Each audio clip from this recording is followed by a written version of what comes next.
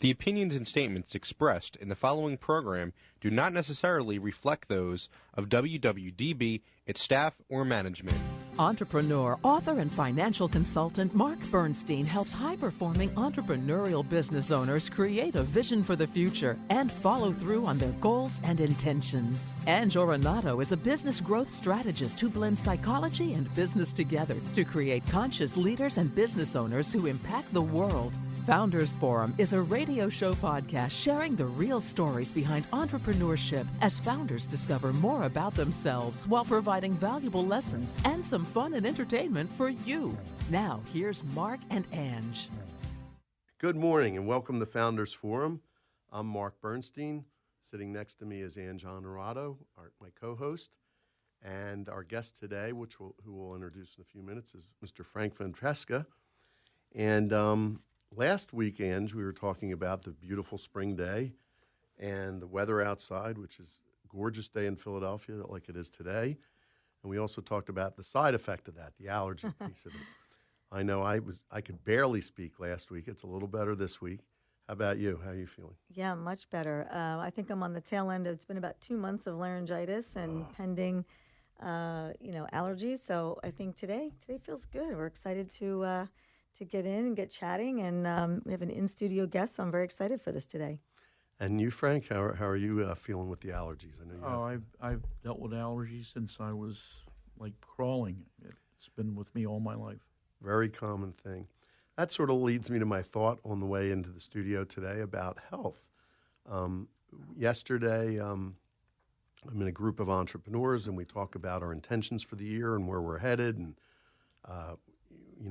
how we're doing towards our business goals, and everybody's very positive about their business goals. Everything's moving forward well and all that. But somebody leaked out that, maybe not as well on their eating program or their nutrition program or their health. And as we went around the room, we said, yeah, me too. We kind of all went around. Mine's a little delayed because I've been a little under the weather because I'm going to be going on a specialty nutrition program, but I didn't have the energy to do it in the last week or two. But the point was, we kind of all looked at each other. We're on Zoom, and we said, we do all these great things in life, and we're supposed to be these great business geniuses and everything. Yet, what good is it all if you don't have your health? So how have we let that slip?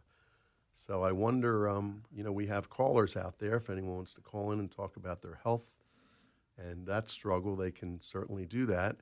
But in the meantime, we're going to go do our usual program about the founding of an important business around Philadelphia. And with that, I'd like to introduce Frank Ventresca, who is the founder of Ventresca Limited in Doylestown. And Frank is a specialty high-end menswear shop, especially ready-wear, but also custom tailoring for men and for women, and is known throughout the Delaware Valley, both by many loyal customers and many celebrities frequent his shop as well. Good morning, Frank. How are you today? Good morning, Mark. Thank you for that beautiful introduction. You're welcome. Frank, I know a little bit about your story, but I'd like you to tell the folks out there a little bit about how you got into the business and how you've developed it into the fine store that is in Doylestown today. Well, my father was a custom tailor, and my grandfather on my mom's side was a tailor. And when my mom and dad married, my father went to work for my grandfather. And so when I graduated high school, instead of going to college, I went to work for my father and had grown up in the business and seen them work all my life. So business always interested me. And I went into the business and then saw opportunities of how we could expand it in different places, ready to wear, etc. My father was very content with where his business was. So after 7 years, I went to Jenkintown from Doylestown and opened up my own little store, 850 square feet.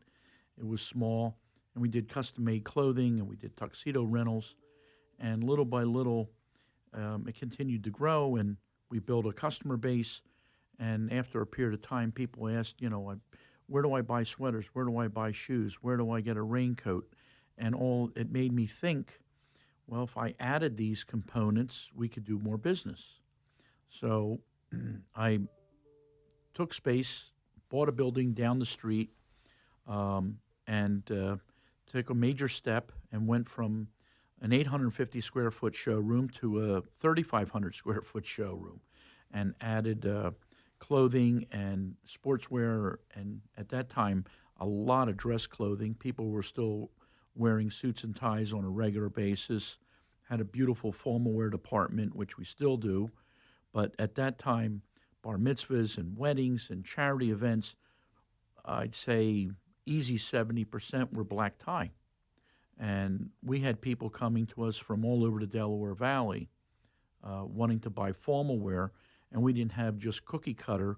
I had specialty products made up, and we would have an entry price point, a mid-tier, and a higher end, which we still do in all aspects of what we do.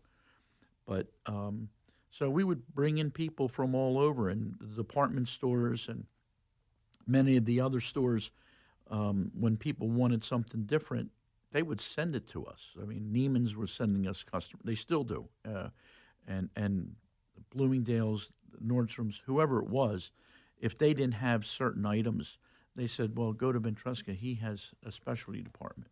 And so, therefore, the niche grew and the identity grew. And instead of being just a little regional identity in Jenkintown, it became more a Delaware Valley identity. And now at this point, we have plenty of people from Manhattan and North Jersey and from California and throughout the country that when they're in the area, they come and stop in. When I come to your store, you've got a lot of celebrity pictures up around. You also have a lot of music stuff recently. I wanted to talk to you about that at some point because, as you know, I'm a music guy, and we talk about that a little bit on the show. Are you at liberty to tell any of your any stories about any of your celebrity clients about their shopping there? I mean, they're the highest profile, but mainstream, business people and just regular normal people is the main backbone of my business. Right. But the highest profile, the athletes and media personalities and different celebrities, the customer service that we do, that we have, and the attention to detail with our tailoring is the backbone of what makes us so different. And there used to be hundreds of men's stores in the Delaware Valley and thousands throughout the country. Well, there's very few independent men's stores anymore. So when you go to a big box or you go to a mall, there's plenty of national chains, whether it be a Nordstrom's, a Neiman's, or a Bloomingdale's, a Saks. They have all the price points and the labels we carry, but it's changed. The talent, the attention to detail, customer service, product knowledge of the personnel isn't the same in those chain stores as in a specialty store. I've noticed that the service has certainly suffered in those other stores, and yours is you're known for service and for fine tailoring, which is important too. Correct. You always walk out with the right fit. And our station, our producer today asked you about her husband, and she described her husband, and you had said, "Yeah, we can handle that." she had some unique fitting issues. Very tall man. Frank, so if you look back on this, because you've had a long, I'd say illustrious career from what I've known, and I've known you for over 25 years, I think now. What factors were most importantly contributed to your success? It's like the food industry and a lot of other businesses. It's consistency. So if your customer service, your quality, attention to detail, and the tailoring is very consistent, and people come in and they can depend on not only making a quality selection, but make a selection and all of a sudden leave, and they have an event, they have a business necessity where they have a speaking engagement. There's a number of different things. They're going to be on air, and they want to look great, and they come pick up clothing, and it doesn't fit. Now all of a sudden they're in the 11th hour, and everybody's rushing around.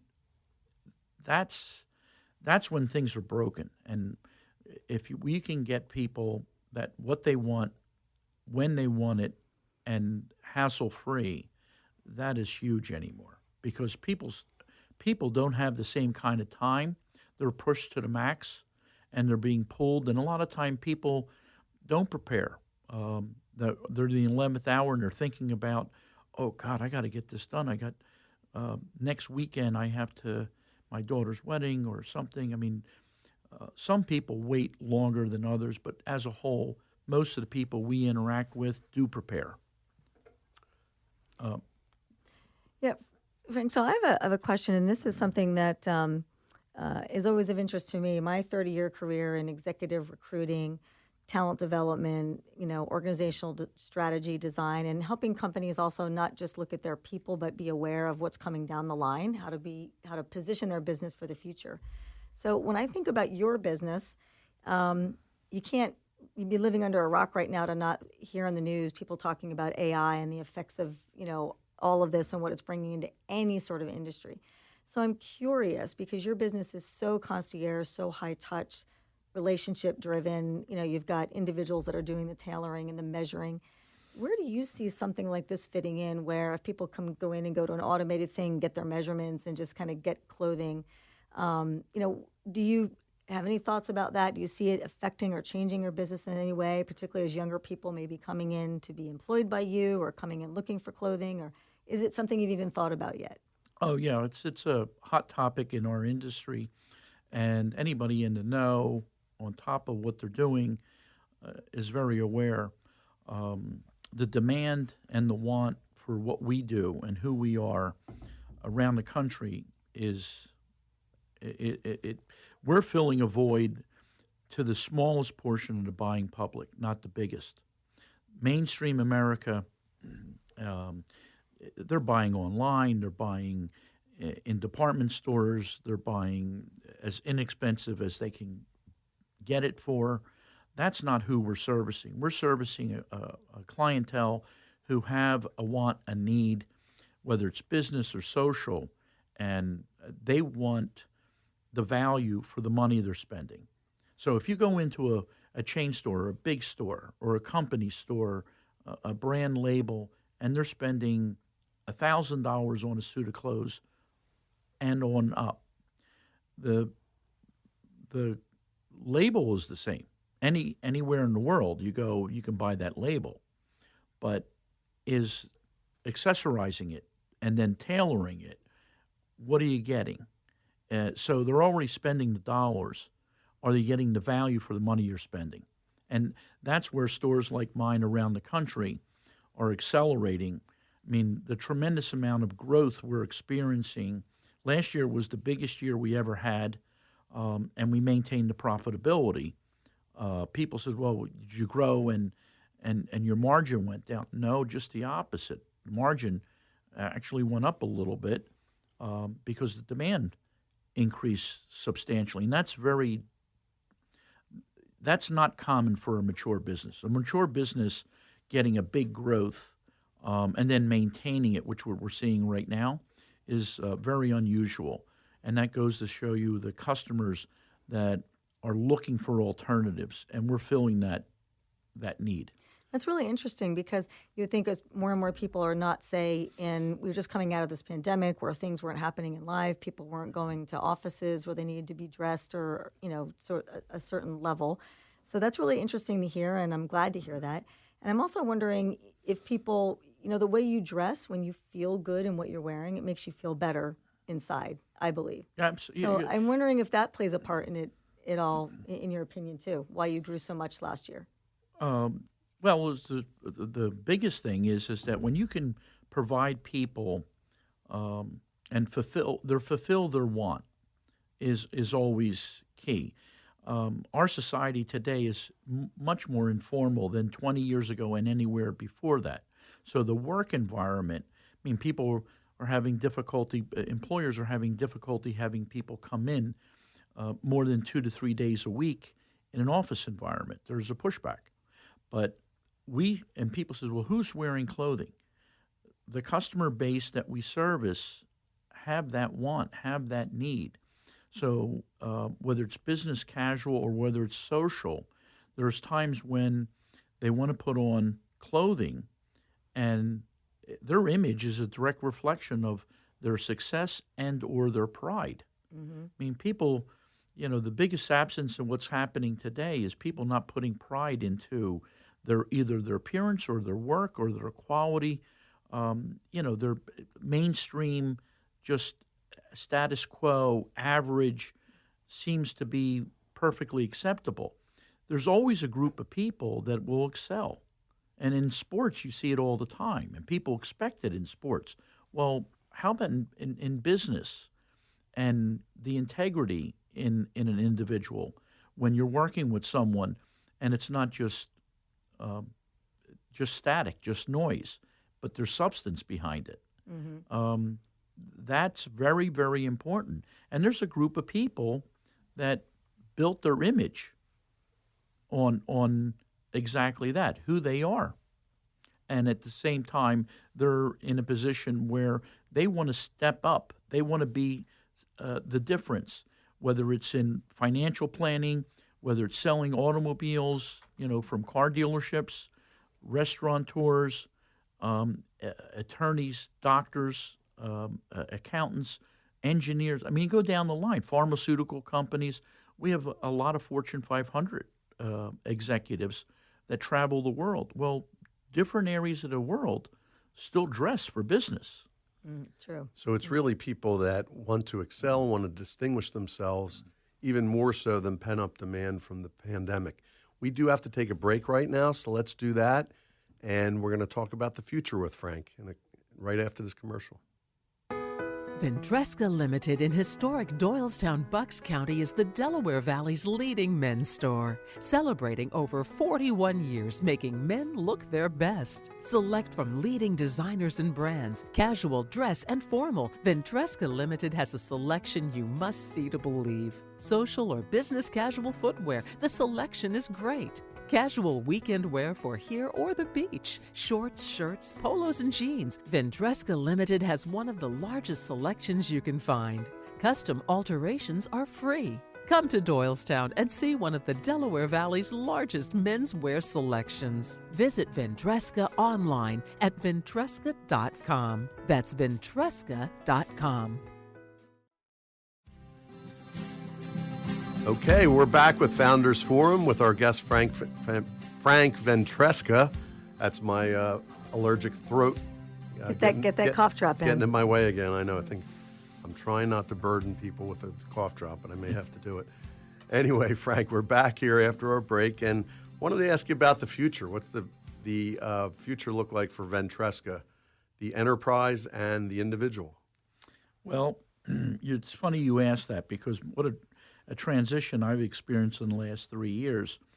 I was very, very fortunate to build a business and have some very talented people along the way. I had a group of people that were with me for 20 to 32 years, and they really helped me build my business and take it from different tiers in sales and establishing relationships with people. And over a 3-year period, I had 5 people retire, one by one. And so now I have a whole new group of people. My store manager has the longest tenure of 6 years on the sales floor. I still have one person, Rosa, in my tailor shop, who's been with me 37 years. And there's 7 people in that tailor shop, and she's the only one who's been with me the longest, and everybody else has maybe 10 to 4 years now at this point.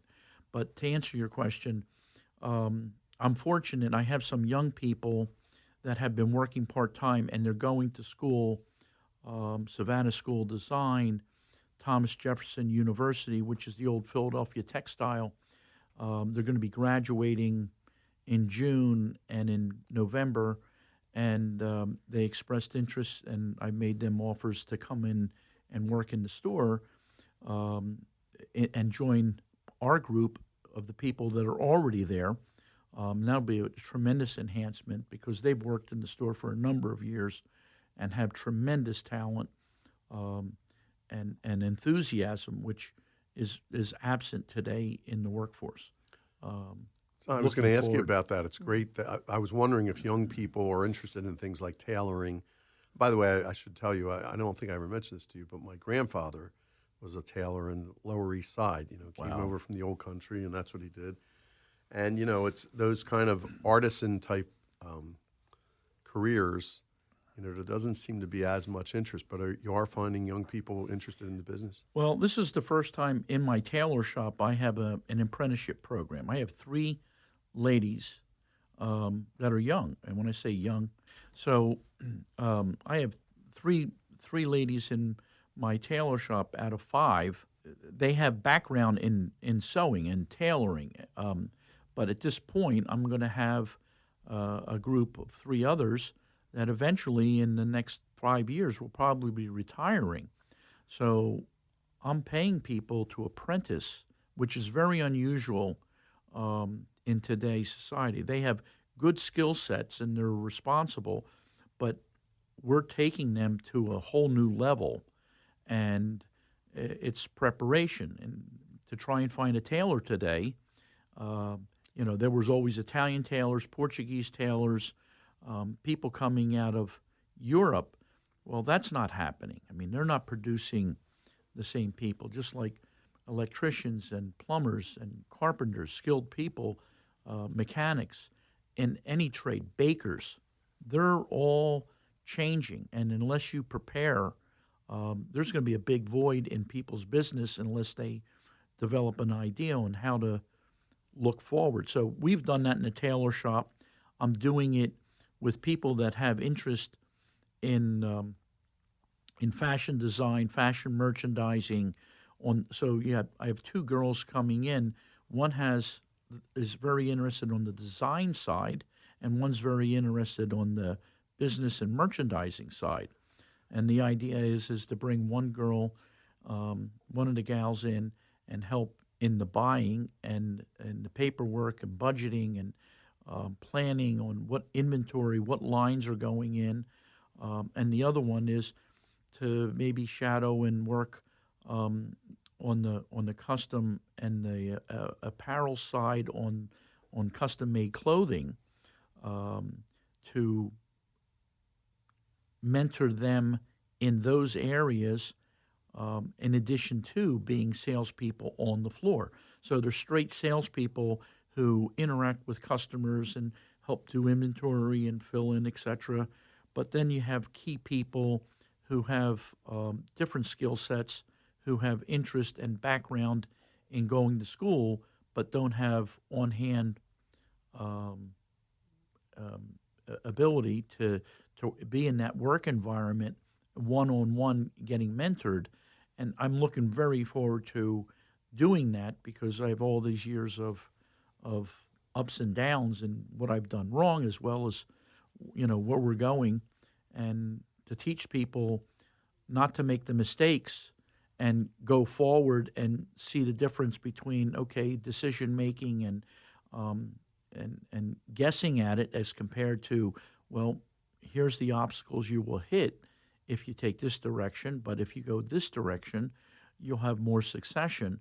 So if you can take out the bumps in the road, they have more success than failures. So, Frank, speaking of obstacles, looking at the next few years, what dangers do you see that could occur that you have to deal with in your business?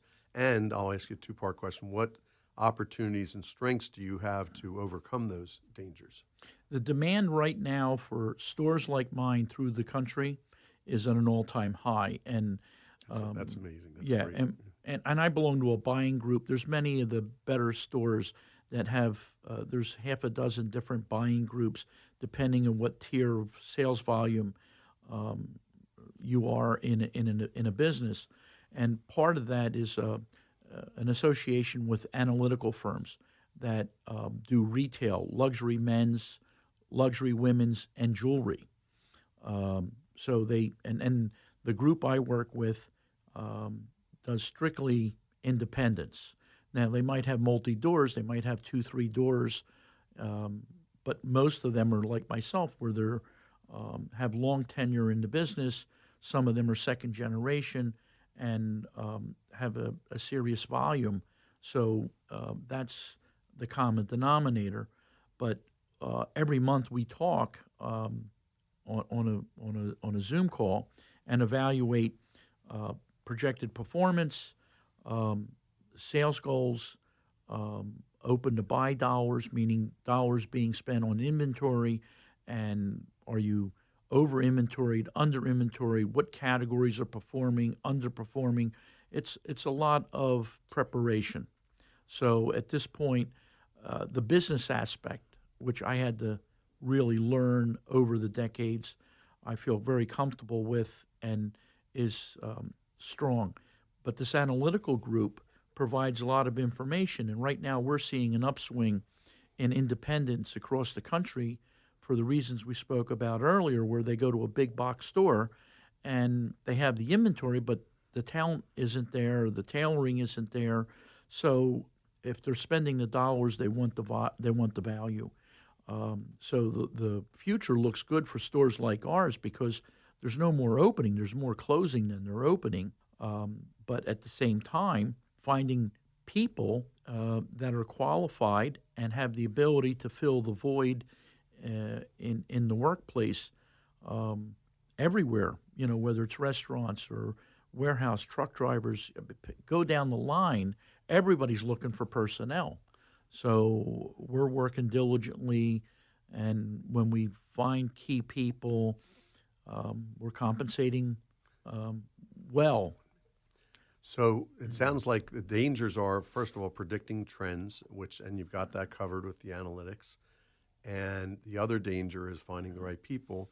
And it sounds like you've mentioned it earlier that you're planting some really good seeds for the future in terms of finding those people and training them and apprenticing them and getting them in a great position to, if not succeed you, at least to continue the business with your oversight.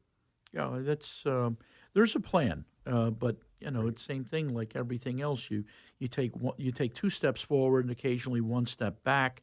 You're still progressing, but you're not going backwards. When the economic conditions are the biggest problems. That's a great summation of where we are. One step forward, or 2 steps forward. Hopefully 1 step back. Anyway, thanks for everybody to be here today. Thanks for having us. Thank you. Frank, great to be with you today. Ange, always a pleasure. Thanks for being here, everybody. Enjoy this beautiful day. Mark, it was a wonderful day, Ange. Thank you very much. I really appreciate this. We'll see you next week on Founders Forum.